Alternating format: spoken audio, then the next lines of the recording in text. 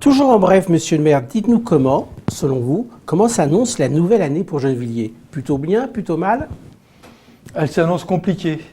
Ça veut dire parce que cette année, nous allons encore avoir des diminutions de nos ressources financières, puisque les dotations de l'État Ça, c'est plutôt mal. vont continuer de baisser, donc c'est plutôt Plutôt mal. mal, oui. Plutôt mal et compliqué, puisque la mise en place du territoire et de la métropole fait que des compétences vont être retirées à la ville. Oui.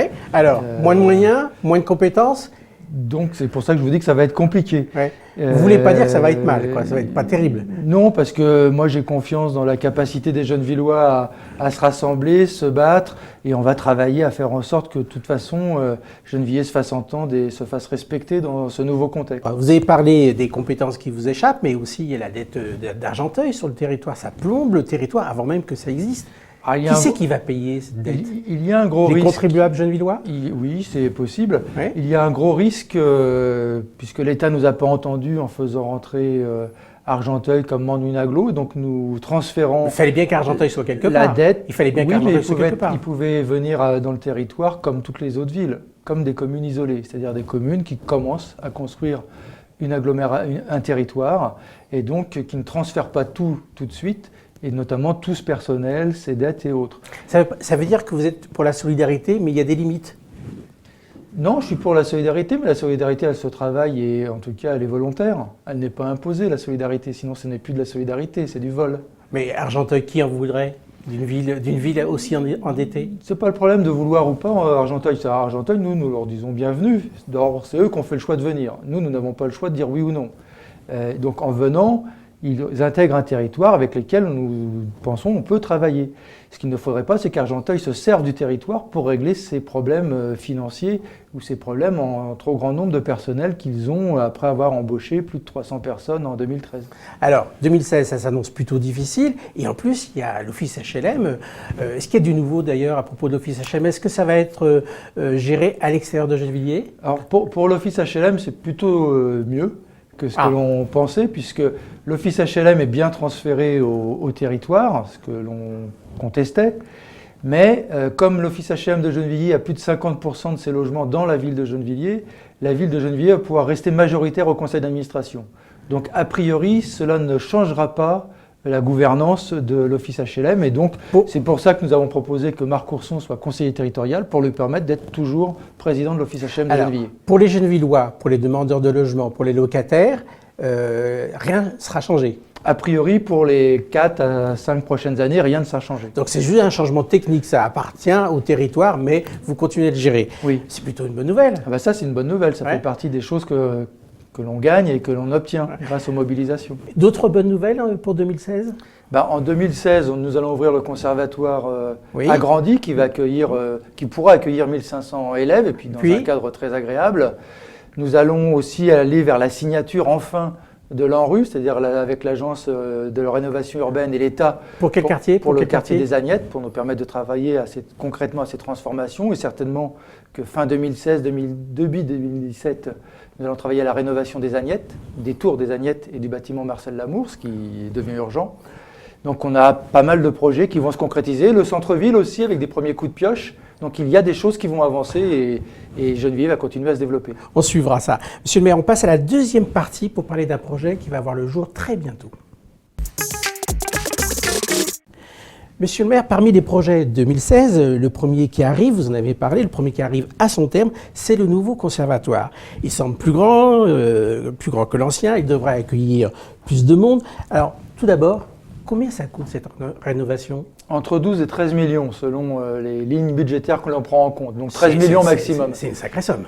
C'est une grosse somme avec des subventions pour nous aider, mais beaucoup par la ville de Gennevilliers. Et la part de la ville, c'est à peu près 80%. 80%. Est-ce qu'il n'y avait pas plus prioritaire? Est-ce qu'il n'y avait pas plus urgent? Il y a toujours des projets qui peuvent apparaître plus urgents. Je dois dire qu'heureusement que ça a été fait là, parce que nous ne pourrions pas le refaire. Et ça correspond à une ambition de la ville. On ne peut pas dire on veut donner le meilleur aux enfants de Gennevilliers, leur permettre de s'épanouir, d'avoir accès à la culture. Et on ne pouvait pas avoir tout ça en dépensant moins. Est-ce que ce n'est pas une dépense de prestige, voilà? Non. Non, d'abord parce que je pense que rien n'est trop beau pour les enfants de Gennevilliers et pour les Gennevilloises et les Gennevilloises. Et ensuite, ce sont des prix, malheureusement, je dirais, ou heureusement pour le bâtiment et ceux qui y travaillent, qui sont assez courants. Est-ce qu'il y a des conséquences sur les tarifs pour les Gennevillois?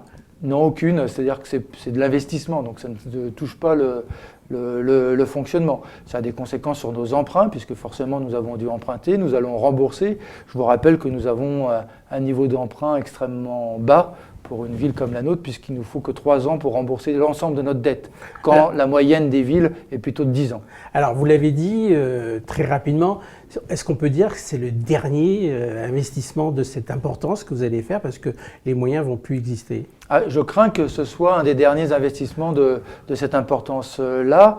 Nous allons avoir certainement... Il n'y aura pas des équipements importants dans le centre-ville, par exemple? Nous réfléchissons donc sur le centre-ville à la Maison de la Citoyenneté, mais on va avoir là des questions d'étalement de cette construction, parce que nous n'allons plus avoir les mêmes capacités budgétaires. En tout cas, on travaille à essayer de nous les préserver pour pouvoir encore investir dans notre ville et répondre par des équipements pour les Gennevilloises et les Gennevilloises. Ce que je suis sûr, c'est qu'on ne serait pas capable de refaire un conservatoire comme ça a été fait là. Donc heureusement que l'équipe précédente l'a décidé. On passe, monsieur le maire, à la question de l'habitant. Question de Marcel Cerf, du quartier d'Échevrins. Aujourd'hui, sur les collèges de la ville, nous sommes en manque de 3 profs, un prof à Guimauquet. Et sur Édouard Vaillant, il manque un prof, 2 profs à la date d'aujourd'hui. Et il serait important qu'on puisse, avec le DAZEN, régler ces problématiques assez rapidement pour ne pas pénaliser les enfants qui passent des heures de cours à l'heure actuelle. Alors, il manque des profs dans les collèges. C'est une interview qui s'est passée il y a quelques mois, mais il semble que la réalité est encore la même. Il manque des profs dans les collèges. Il en manque toujours, oui, et c'est un vrai problème dans une ville comme la nôtre, dans les collèges et dans les écoles élémentaires et maternelles. Alors c'est le problème, votre solution? À chaque fois que les parents nous contactent et nous signalent ce manque d'enseignants, nous intervenons auprès du DAZEN pour qu'il y ait le DAZEN, qui est le directeur académique de l'Éducation nationale, pour qu'il pourvoie au remplacement. Je sais que l'inspecteur de circonscription travaille à ces remplacements, mais très rapidement, il peut avoir des limites. Alors, quand je parle de l'inspecteur, c'est pour les élémentaires. Pour les collèges, c'est plutôt la direction académique.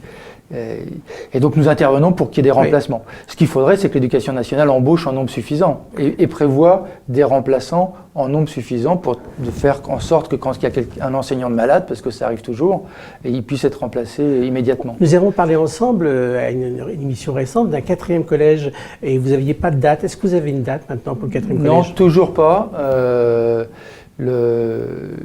Ça pourrait résoudre le problème. Non, ça ne changerait rien parce que le nombre de profs, que ce soit ça ne dépend pas dans 3 ou dans 4 collèges, on aura malheureusement le même problème dans le 4e collège. Alors, donc, toujours pas de date. Il faut, pour avoir des enseignants, il faut embaucher des enseignants. C'est aussi simple que ça. Pour le 4e collège, nous n'avons pas de date, y compris peut-être même des mauvaises nouvelles où il me semblerait que le Conseil général hésite sur cette idée de faire un 4e collège pour Gennevilliers. Donc, mais pourquoi vous parlez conditionnel, il semblerait? Vous avez eu des propos? Non, parce que j'ai pas de courrier officiel. Ce ne sont que des propos. Et donc, avec Elsa Fossillon, conseillère départementale, nous allons réinterpeller Patrick Devedjian pour que ce 4e collège se construise. On arrête là, on se retrouve dans 2 semaines, toujours en bref, monsieur le maire. Merci.